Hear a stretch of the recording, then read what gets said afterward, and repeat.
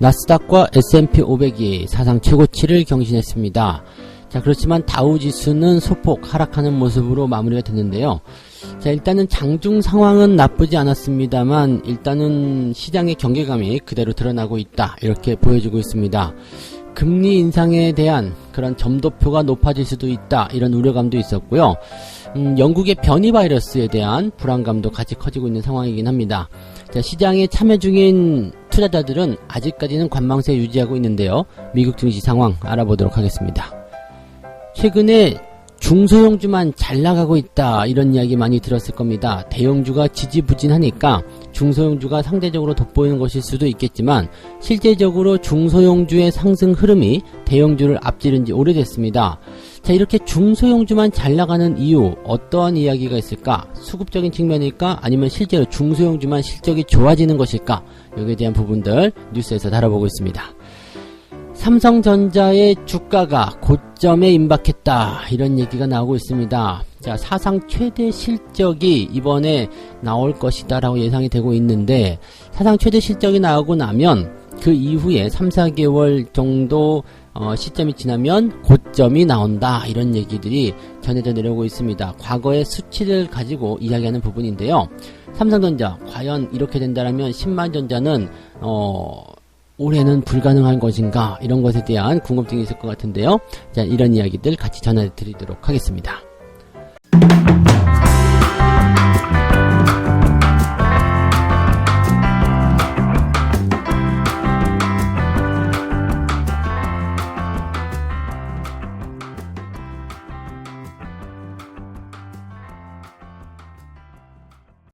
네, 반갑습니다. 자, 오늘은 6월 15일 화요일입니다.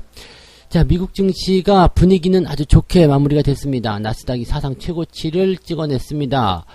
자, 14,174포인트, 104포인트나 올랐었습니다. 0.74. 이 정도면은 소폭 상승이 아니라 제법 많이 오른 부분입니다. 그래서 나스닥이 이렇게 상승을 하게 되면 국내 증시에도 어느 정도 영향이 있을 것이다, 이렇게 볼 수가 있겠죠. 왜냐하면 나스닥은 기술주 성장주란 말이에요. 그리고 나스닥이 상승하고 있는 배경 속에는 일단은 시장에 대한 불안감 또는 특히 금리 인상에 대한 우려감이 줄어들었기 때문이다, 이렇게 볼 수가 있는데, 자, 그렇게 된다면 국내 기술주, 대형주 이런 쪽에도 당연히 호재성 재료가 나타날 수 있다. 또 외국인들의 매수가 유입될 수 있다, 이렇게 생각해 볼 수 있는 내용이거든요. 그렇기 때문에 긍정적이긴 한데, 다우지수 입장에서 본다면 마이너스 0.25%, 이것도 뭐 작은 하락은 아닙니다. 그리고 장중 상황의 모습을 좀 살펴보게 되면 다우지수하고 나스닥 둘 다 하락 출발을 했습니다. 그런데 나스닥은 하락 출발 이후에 바로 상승 전환되면서 끝까지 상승을 이어가는 모습에 반해서 다우지수는 하락 출발 이후에 제법 큰 폭으로 하락을 했었거든요. 그리고 나서 막판에 끌어올려지는 모습이었는데, 자, 상황은 나쁘지 않다, 결과치는 나쁘지 않다라고 하더라도 시장의 분위기를 놓고 봤을 때 다우지수 뭔가 답답하다, 그러면 경기 상황에 대한 부분들은 조금 부담되는 모습이 아니겠는가, 경기의 성장이 조금 둔화되는 것이 아닌가, 이렇게 생각이 될 수 있는 부분일 수도 있겠습니다. S&P 500과 나스닥은 신나게 달리는데 다우지수 잘 못 가는 거, 자, 어떠한 이유 때문인지 한번 알아보도록 하죠. 일단은 금리에 대한 부분들, 이것이 이제 가장 주요한 원인이었을 것이다 라고 보고 있습니다. 투자자들 입장에서는 지금 이 FOMC에 많이 주목을 하면서 일단 조금 지켜보자, 이런 느낌들 많잖아요. 근데 투자자들의 생각에서는 일단 위원들, 이 FOMC 위원들의 금리 전망치를 담은 점도표, 이것이 이제 애매할 것이다 라고 얘기가 나오고 있습니다. 금리 전망치가 올라간다면 조기 긴축 우려가 강화될 수 있다. 자, 일단 월스트리트 저널에서는 FOMC 위원들의 금리 전망치가 상향될 가능성이 있다라고 얘기하고 있습니다. 이렇게 되면 연준이 예상보다 일찍 금리를 인상할 수 있다, 이런 신호가 나올 수 있는 것이다, 이렇게 분석이 되고 있는 상황인데, 일단은 인플레이션에 대한 부분들, 그리고 물가 상승에 대한 부분들이 이제 발목을 잡고 있는 것이다 라고 생각해 볼 수밖에 없는 내용이죠. 이것은 지금 현재 주가 상황과는 조금 동떨어진 부분입니다. 왜냐하면 금리가 인상을 하게 됐을 경우에는 성장주 기술주가 주가가 조정을 받아야 되는 부분인데 오히려 지금 나스닥이 올라간 거잖아요. 다우지수는 떨어지고요. 그러면 경기가 약간 상승에 대한 속도가 둔화가 되고 금리 인상에 대한 우려감이 줄어들었다라고 될 수 있는 부분이다. 이렇게 생각하시면 되는 건데 자, 지금 투자자들이 바라보는 시장의 입장, 또 금리 전망치에 대한 부분들은 오히려 금리 전망치가 상향될 것이다 라고 전망을 하고 있기 때문에 여기에 대한 부담감들이 당연히 있을 텐데 이게 무슨 일이지? 라고 생각해 볼 수 있는 내용일 것 같아요. 그런데 뭐 내용을 조금 더 살펴보게 된다라면요. 연준이 물가 상승세를 무시하는 태도를 보이게 된다면 인플레이션 거래에 올인할 것이다. 이런 억만장자 헤지펀드 매니저의 이야기가 있었습니다. 즉 연준이 물가 상승세를 무시한다. 그러면 오히려 이것이 이쪽에 투자를 하기 위한 좋은 방증이 될 것이다. 그래서 원자재, 금, 가상화폐 이런 쪽에 투자를 해야 되는 청신호다. 지금 가상화폐 같은 경우는 소폭 상승세를 좀 보이고 있어요. 그래서 뭐 비트코인 같은 경우는 테슬라에서 다시 거래를 허용할 수도 있다. 뭐 이런 얘기를 하기도 하고 있는 모습이기 때문에 지금 소폭 상승세를 또 보여주고 있는 상황이긴 합니다. 근데 연준의 물가 상승세 무시와 그 다음에 가상화폐 투자 연결고리가 조금 빈약하지 않나 싶긴 한데요. 어쨌든 인플레이션에 대한 그런 부분들을 가지고서 연준이 어떤 태도를 취하냐에 따른 그런 투자자의 그런 대응 전략들이 좀 달라진다 이렇게 생각하시면 되겠죠. 지금 10년물 국채 금리는 지난 주말에 1.4%까지 하락했었는데 다시 1.5%까지 올랐다.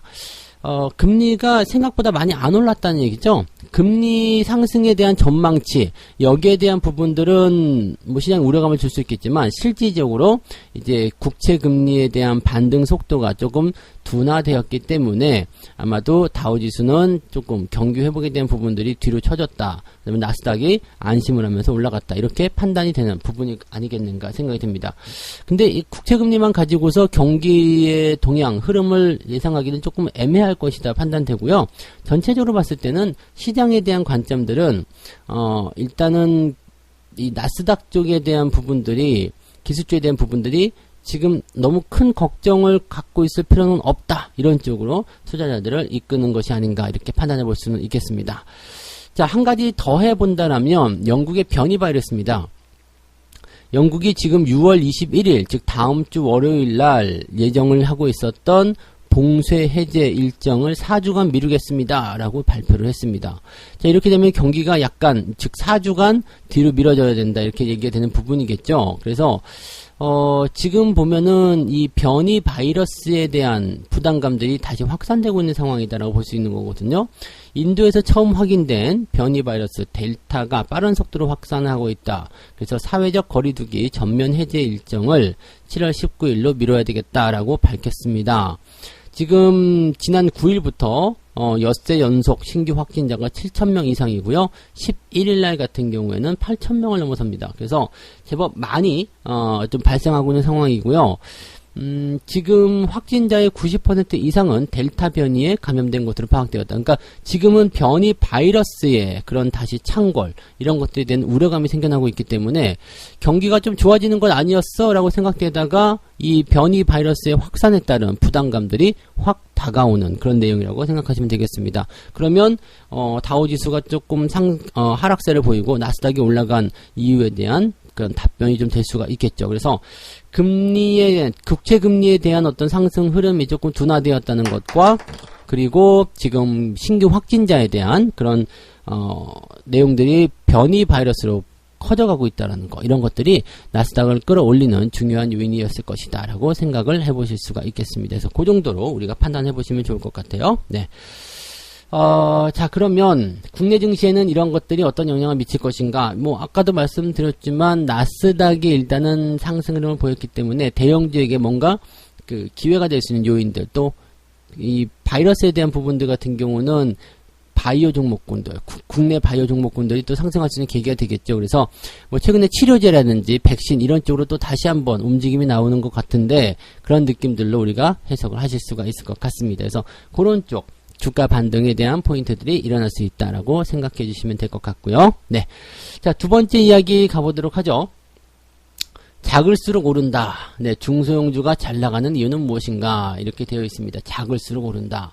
자, 이거는 아니죠. 네, 작을수록 오른다는 아니고, 약간 뭐라고 해야 될까요? 이제, 작은 듯한 종목이 오른다? 이렇게 봐야 될까요? 이게, 진짜로 작은 종목들, 진짜로 완전 소형주들, 이런 것들은 쉽게 오르지 못합니다. 그 어떤 장세 속에서도 올라가기 좀 어렵기 때문에, 그냥 중소형주, 그러니까 어느 정도 기업의 가치가 좀 있고요. 그 다음에 성장에 대한 기대감이 좀 있는 그런 종목들이 오른다라고 생각하시면 되겠고요. 지금 올해 수익률을 놓고 보니까 대형주는 마이너스 6.7%, 중형주는 7.7%, 소형주는 19.4% 뭐 이렇게 되어 있다. 이렇게 보여지고 있어서 여기에 대한 분석이 좀 필요하지 않느냐 이렇게 얘기가 되고 있는데 지금 거기에 대한 내용은 지금 내수 경기 활성화, 소비주의 진작 이런 것들에 대한 내용이라고 보시면 되겠습니다. 그래서 중소형주가 홀로 강세를 보이고 있는데 그 내용은 경기 재개에 대한 기대감, 내수 관련 중심의 중소형주 이렇게 되어 있다 보시면 되겠습니다. 그래서 실제로 지금 중소형주 올라가는 것도 보시면은요, 이 소비와 관련된 부분들 또 경기가 좋아짐에 따른 수혜를 볼 수 있는 거, 소비재 쪽이 많이 올라가는 거예요. 그래서 그런 부분들은 앞서서 이미 말씀을 드렸지만 지금 와서 이제 뉴스가 나오고 있는 이유는 그런 것들이 실제로 많이 올라가기 때문일 것이다라고 보시면 될 것 같아요. 자, 수익률을 한번 비교해보면 코스피 같은 경우는 대형주가 11.8%, 그 다음에 중소형주가 20.9%, 소형주는 27.9% 상승했고요. 코스닥 같은 경우는 대형주가 마이너스 6.7%입니다. 대형주가 많이 빠졌어요. 그 다음에 중형주는 7.7%, 근데 소형주는 19.4%나 올랐습니다. 그러니까 그만큼 개별주, 중소형주에 많이 집중이 되었다. 이렇게 판단을 해볼 수 있는 내용이 아니겠나 생각합니다. 이런 내용들은 일단 대형주가 조정을 받고 있고 또 공매도에 대한 부담감 이런 것들이 많을 것이다 생각해 볼 수 있는 내용이기 때문에 여기에 대해서는 이제 여러 가지 분석 이야기들이 나올 수 있겠습니다만 어쨌건 대형주가 재미없다. 그것은 변함이 없는 사실인 것 같고요. 그래서 당연히 자금이 어디로 빠져나갈 수 있는 상황이 아니기 때문에 대형주를 판 그런 매매 자금들이 중소형주로 들어갔을 것이다. 이렇게 보여지는 부분이죠. 자금의 순환이라고 생각하셔도 좋을 것 같아요. 증권사에서는 어떻게 보고 있냐면 기저효과에 대한 해소로 인해서 수출 증가율이 크게 둔화되고 있는 전망인데 내수 소비는 점차 회복될 것으로 예상된다. 그러니까 수출 증가율은 둔화가 되고 있는데 내수 소비가 늘어나고 있다. 이것은 소비가 늘어나고 있다는 부분을 해석할 수 있는 거고요.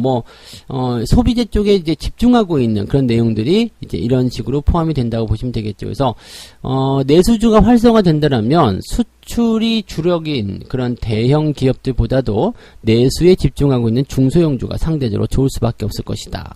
실적적인 그런 상승 흐름도 당연히 좋을 것이다라고 전망이 되고 있는 거고요. 수급도 방금 전에 말씀드렸듯이 대형주보다는 중소형주가 좋을 수밖에 없다. 지금 목표 수익률을 초과한 연기금 같은 경우도 지금 매도를 계속할 수밖에 없는 상황이기 때문에 지금 목표 수익률이 초과돼서 매도를 한 대형주를 다시 매수하기는 애매하다. 그렇기 때문에 중소형주를 살 수밖에 없었을 것이다. 라는 얘기가 있고요. 그 다음에 기관 투자자들에 의한 대안이 중소형주로 갈 수밖에 없었을 것이고 지금 반도체 공급 부족 현상이 시총 상위 업종에게 노이즈로 작용되었다. 힘든 상황을 만들어줬다라고 얘기가 되고 있습니다. 그래서 여기서 이제 어쨌든 투자자들 입장에서는 어떤 잡음이 있든 뭐가 있든지 간에 수익은 계속 내야 될 거 아니에요. 그래야지 펀드도 팔아먹고 돈도 벌 거 아니에요. 그러니까 지금 대형주에 대한 부분들 수익이 안 나오니까 수익이 날 수 있는 중소형주로 계속 넘어가고 있는 상황이다라고 얘기가 되는 부분이죠. 그러니까 이런 상황들 때문에 당분간은 이런 중소형주의 랠리가 지속될 수밖에 없다라고 얘기를 하고 있는 상황입니다. 근데 이것은 맞는 이야기죠. 대형주들이 아직까지는 주춤하는 부분이고 대형주를 끌어올릴 수 있는 그런 재료들이 부재한 상황이기 때문에 중소형주 쪽으로 집중해야 되는 그런 상황이 있다. 이렇게 판단하시면 될 겁니다. 그래서 중소형주 일단 들고 계시는 분들 추세 좋은 종목들은 계속 홀딩하시면 됩니다. 그리고 매수를 들어가시더라도 당분간은 중소형주 쪽에 집중하시고요. 대형주 언제 사요라고 물어보시는데 대형주를 언제 사요는 살 때가 되면 사는 거죠. 언제 사요는 지금 그러면 쌀을 확 집어 던져가지고 와다다닥 던진 다음에 쌀알이 10개가 흩어졌으니까 자 10월 20 8일날 사도록 하시오. 이렇게 얘기할 수는 없는 거잖아요. 그죠? 언제 사요는 이거는 가장 나쁜 질문이에요. 왜냐면 알 수가 없거든요. 다 빠진 다음에 상승하기 시작하면 그때 들어가시면 됩니다. 그래서 대형주는 조금 여유 있게 기다려 주시는 게 필요하겠고요. 중소형주 쪽으로 많이들 봐주시면 되겠습니다. 쌀 던지지 않게 해주시기 바랍니다. 네, 중요하지 않아요. 그래서 시기적인 부분들은 중요하지 않다는 거, 그리고 지금 현재 시점에서 어떻게 되고 있는지 거기에 맞는 대응만 해 나가시면 된다는 것만 주목하시면 되겠습니다. 자, 그 다음에 세 번째요. 삼성전자의 분기 매출이 사상 처음으로 70조 원을 눈앞에 두고 있다. 근데 주가의 고점이 임박했다. 와, 실적 좋은데 주가가 고점이에요? 이런 얘기가 나오는데요. 이 실적과 주가에 대한 어떤 상관관계를 이해하시면 이것도 그런 거구나라고 생각이 되실 거라고 저는 생각이 됩니다. 왜냐하면 실적이라는 부분들은 사실 계속 좋아질 수 없는 부분이에요. 즉, 이번 달에 장사가 아주 잘 됐어. 그래서 이번 달에 매출이 한 1억 원 나왔어요. 네, 평상시에는 한 3천만 원 벌던 가게가 1억의 매출이 나왔어요. 그럼 다음 달에도 1억이 나올 거다라고 생각하는 사람 별로 없어요. 왜냐하면 이번 달에 너무 장사가 잘 됐기 때문이거든요. 그러면 다음 달에는 1억이 아니라 좀 떨어져서 뭐 8천만 원, 그 다음에 7천만 원, 다시 원상복귀 이렇게 될 수도 있겠고요. 아니면은 1억 원을 찍었지만 조금 내려가서 뭐 7, 8천만 원대로 다시 업그레이드가 돼서 움직임이 될 수도 있겠죠. 문제는 이제 이 사상 최고 실적을 찍은 이후에 이런 실적의 감소는 당연한 이야기인데 시장은 그걸 제대로 받아들이지 않는다는 이야기 되겠죠. 그래서 지금 보시면 DS 부분 호조에 따라서 3분기 매출이 70조 원을 넘어갈 것이다 라고 되어 있고요. 그 다음에 뭐 2012년도 즉 과거 지표를 가지고서 얘기하는데 2012년도 3분기에는 50조, 2017년도 2분기에는 60조를 넘어섰는데 이번에 70조를 넘어서게 되면 과거에 그랬던 것처럼 이런 신기록 이후에 3, 4개월 뒤 고점이 꼭 나왔었는데 이번에도 그런 거 아니겠느냐 이런 얘기를 하고 있는 부분이죠. 그래서 지금 올해 들어서면서 삼성전자 주가가 계속 지지부진한 상황인데 뭐 실적이 좋아짐에 따라서 어느 정도 호조 양상을 보일 수 있겠지만 그것이 고점이 될 가능성이 높다. 네, 그러니까 즉 9만 전자를 다시 만들어내더라도 그것이 고점이 될 가능성이 높다라는 얘기가 나올 수밖에 없는 거죠. 그러니까 그런 부분들을 좀 참고해 보셔야 되겠는데 이제 과거의 상황들과 한번 비교를 해보면 2012년도 3분기에 지금 주가가 25,000원대, 그 다음에 2013년 1월달까지 해서 3만원대 초반까지 들어갑니다. 그리고 나서 조정이 들어가기 시작했죠. 2016년도에 22,600원. 즉, 2013년도에 형성된 3만원의 그 주가가 2016년도까지 계속 이 하락세를 보였다라는 부분이 됩니다. 이때가 3년 조정이죠. 그래서 그때 2012년도 10월에 발표된 50조 원의 사상 최대 실적, 이것이 이제 한 2, 3개월 뒤에 나온 고점을 형성한 주요한 범인이었다라고 얘기하고 있는 거고요. 2017년도에 또 한 번 있었죠. 2017년도 7월에 60조 원 발표가 있었는데 그때가 이제 49,800원, 그러다가 11월 달이 되면서 57,000원까지 올라섰다가 지금 2020년 3월에는 4만원까지 다시 떨어지는 모습. 뭐 코로나는 특수한 상황이 있긴 하겠습니다만 그 이전에도 무역 분쟁에 대한 부분들 때문에라도 주가가 계속적으로 하락했었고요. 이때가 액면 분할을 했었던 시기였죠. 그래서 좀 개인들 매수세가 몰리면서 주가가 지지부진해지는 상황이 좀 만들어지기도 했었습니다. 지금은 어떤가? 일단은 이번 3분기에 70조 원이 예상되고 있는데 그렇게 되면 올 겨울쯤 지나고 나면 또다시 주가 고점을 찍는 것이 아니겠는가? 즉 실적이 좋다 그러면 일단 일시적으로 오른다. 뭐 단기적인 상승은 나타나게 된다. 그래서 9만원대는 다시 회복할 수 있겠지만 결국에는 거기가 고점이 될 것이다. 그리고 당분간은 조정이 길어질 것이다. 이런 것이 이제 과거 흐름에 따른 주가의 변화다라고 얘기를 하고 있는 부분이겠죠. 그래서 증권사 입장에서도 이런 것들에 대한 부분들을 계속 부담감을 작용하고는 있습니다. 이러한 과거 추세를 반복하게 됐을 경우에는 올 연말이나 내년 초가 당연히 고점이 될 수밖에 없을 것이다 라는 얘기를 하고 있는 거고요. 그렇게 된다라면은 삼성전자가 10만 전자 되기는 굉장히 어려운 내용이 아니겠는가 이렇게 얘기가 되고 있습니다.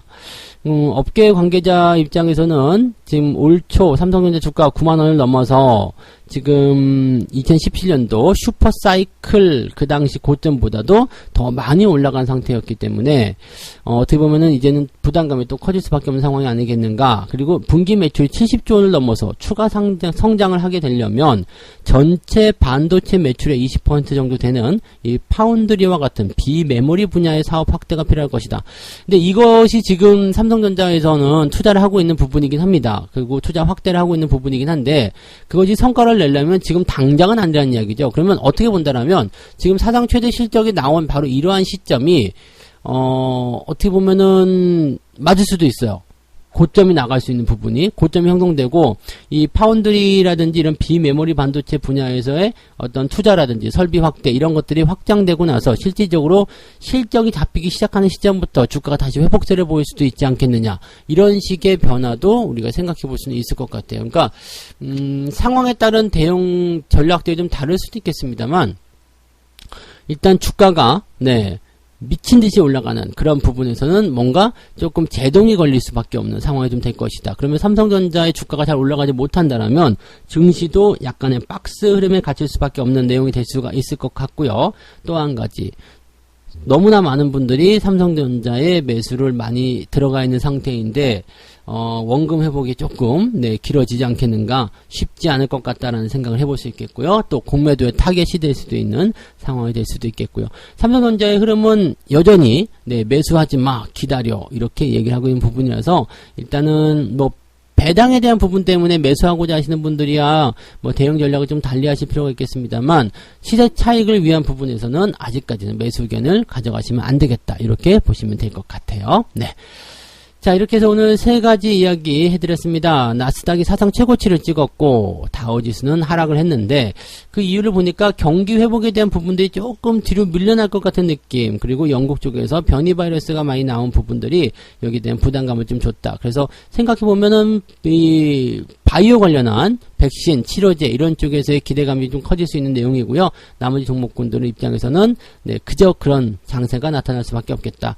기술주 쪽에 반등이 나타날 수 있겠지만 그런 부분들도 보게 되면 일단은 바이러스 그쪽이 좀 중요할 것 같죠. 그러면 소비재 쪽은 어때요? 그 중소형주 입장에서는 지금 이 소비재, 내수 이런 쪽에 집중하고 있는 상황이기 때문에 상승에 대한 기조는 계속 유지되지 않겠는가 생각되긴 하는데 일단 변이 바이러스 어떻게 할 것인지 아직은 작은 재료다라고 볼 수밖에 없기 때문에 시장이 일단 지켜보자 이런 느낌이죠. 그래서 중소형주에 대한 입장은 지속적으로 더 보유해야 되는 입장, 조금 더 상승할 것이다라고 생각할 수밖에 없는 그런 내용이라고 생각하셔야 될 것 같습니다. 삼성전자는 사상 최대 실적을 발표하고 나면 꼭 3, 4개월 이후에 조정을 받았는데 이번에도 그렇지 않겠느냐. 지금 2012년도와 2017년도에 추세가 반복됐을 경우에 그러한 조정 양상이 나타날 수 있다라는 이야기를 하고 있는 부분도 있었습니다. 그래서 잘 참고해 보시면 좋겠고요. 삼성전자의 매수 시기는 아직 멀었다라고 말씀을 드려볼 수가 있겠습니다. 책 한 곡 읽고 마무리합니다. 성공적인 투자를 위해서는 매매 이후의 중요한 움직임에 대한 자신의 견해를 갖고 있어야 한다. 명확한 근거는 물론이고 하지만 사람이란 종종 감정에 치우칠 수 있어 예상할 수 없는 존재다. 시장이 자신들의 판단을 확인해 줄 때까지 기다리는 인내심이 필요하다. 자, 매수를 한 다음에 주가가 어떻게 변화를 하는지 좀 거기에 대한 부분들 지켜봐야 된다는 얘기가 되는 거고요. 그런 변화에서도 내가 종목에 대한 확신이라든지 그런 것들을 우리가 가지고 있어야 된다는 얘기가 되겠죠. 지금 내가 매매에 대한 매수를 했어요. 종목을 매수를 했는데 종목이 떨어졌어. 마이너스가 나왔어. 그럼에도 불구하고 이 종목에 대한 신뢰도가 있다면 그냥 가지고 가는 거예요. 그리고 그 기간을 우리는 인내심의 구간이라고 부른다는 이야기죠. 그런 인내심이 있다라면 주가는 어쨌든 상승할 수밖에 없는 그런 효과를 만들 것이다. 이렇게 판단해 보실 수가 있을 겁니다. 그래서 주식에 대한 대응, 사실 주식 투자로서 돈을 버는 방법은 단기의 기술적인 요소를 걸어가지고 샀다 팔았다 하면서 돈을 버는 경우도 많이 있겠지만 기술이 필요하지 않는 경우는 좋은 주식을 쌀 때 사가지고 그냥 가만히 놔두는 거거든요. 그럼 자기가 알아서 상승하면서 수익을 만들어준다. 이 부분이 매우 중요한 포인트가 되겠습니다. 그래서 이거 잊어먹지 마시고요. 대응 전략들을 그렇게 짜주시면 좋을 것 같아요. 자, 기다림과의 싸움, 주식과의 싸움은 바로 기다림이 거의 대부분이다라고 생각하시고요. 잘 이겨내시기 바랍니다. 자, 오늘 여기까지 이야기 해드리고요. 저는 이제 장중시황 때 다시 오겠습니다. 여러분 모두 오늘도 성공 투자하시기 바랍니다. 고맙습니다.